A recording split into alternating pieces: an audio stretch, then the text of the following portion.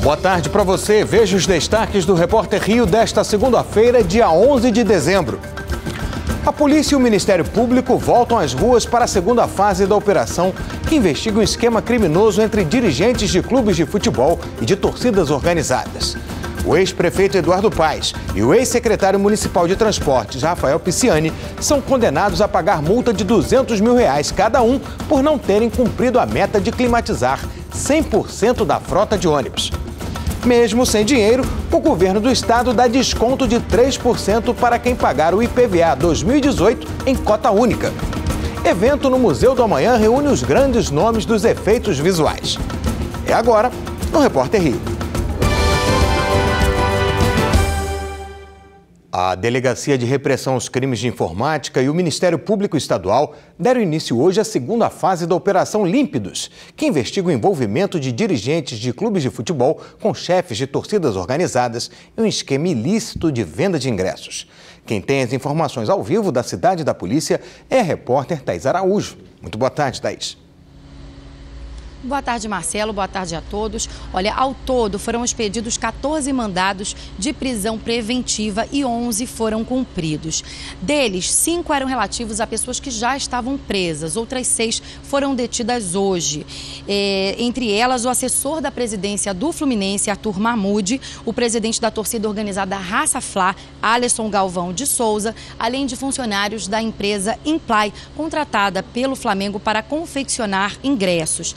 3 pessoas estão foragidas, Marcelo, e as prisões de hoje fazem parte da segunda fase da Operação Límpidos. Na semana passada, na primeira fase dessa operação, 3 integrantes de torcidas organizadas do Fluminense foram presos e membros de torcidas dos outros 3 principais clubes aqui do Rio, Flamengo, Vasco e Botafogo, foram levados para prestar depoimento. O presidente do Fluminense, Pedro Abad, que também depois admitiu que deu ingressos a torcedores, mas negou qualquer irregularidade. De acordo com o Ministério Público Estadual e a Polícia Civil, que atuam em conjunto nessa operação, dirigentes dos clubes cariocas davam cerca de 200 ingressos por partida a torcidas organizadas, mesmo aquelas proibidas de entrar nos estádios por atos violentos. Esses ingressos eram vendidos por cambistas, chegando a movimentar aí pelo menos R$25 mil por jogo.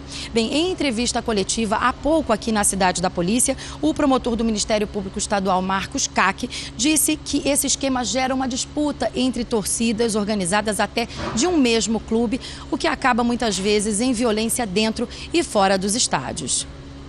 Nós temos aí uma missão muito grande, que é uma missão de alguma forma, terminar com a corrupção dentro do futebol.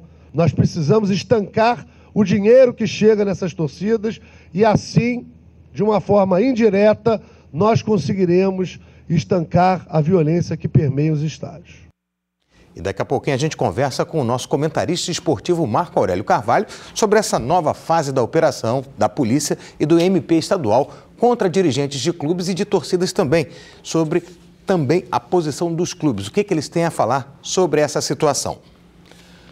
Um grupo de criminosos levou pânico aos moradores da vila residencial de Mambucaba, em Paraty, no litoral sul fluminense, na madrugada de domingo. Cerca de 12 homens armados de fuzis invadiram a vila e explodiram uma agência do Santander. Eram cerca de 4 horas da madrugada quando os criminosos chegaram à vila pelo mar. Depois de cortar o sistema de comunicação entre a portaria e as residências, os assaltantes foram em direção ao banco e explodiram a parte da frente da agência. Em seguida, invadiram uma casa e explodiram uma parede para chegar aos fundos do banco, onde estaria o cofre. Houve uma intensa troca de tiros entre a quadrilha, vigilantes e policiais. Antes de fugir pelo mar, o bando espalhou pregos pelas ruas para atrapalhar a perseguição policial. Não há informação sobre a quantia levada. Agora há pouco a PM informou que foram explodidos 3 caixas eletrônicos dentro da agência, além do cofre, e que 2 patrulhas tiveram os pneus furados na perseguição aos assaltantes.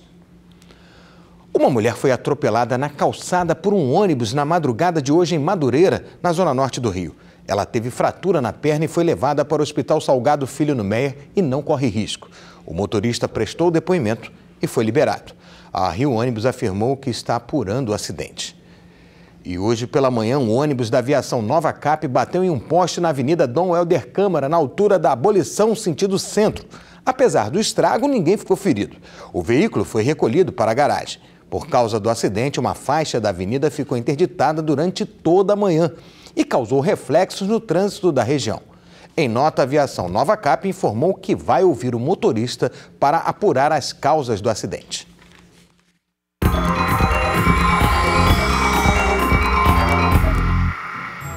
Segunda-feira de céu parcialmente nublado no Rio, com algumas aberturas de sol. Segundo o Alerta Rio, devido ao rápido deslocamento de uma frente fria pelo oceano e a entrada de ventos úmidos, há previsão de aumento da nebulosidade e possibilidade de chuva fraca a isolada a partir da noite. Ventos de intensidade fraca a moderada e temperaturas em elevação, com máxima de 35 graus e mínima de 19. A seguir, mesmo em crise financeira, o governo do estado dá desconto para o pagamento do IPVA em cota única. E a multa que o ex-prefeito Eduardo Paes e o ex-secretário municipal de transportes, Rafael Pisciani, vão ter de pagar por não terem cumprido a meta de climatização dos ônibus do Rio. A gente volta já.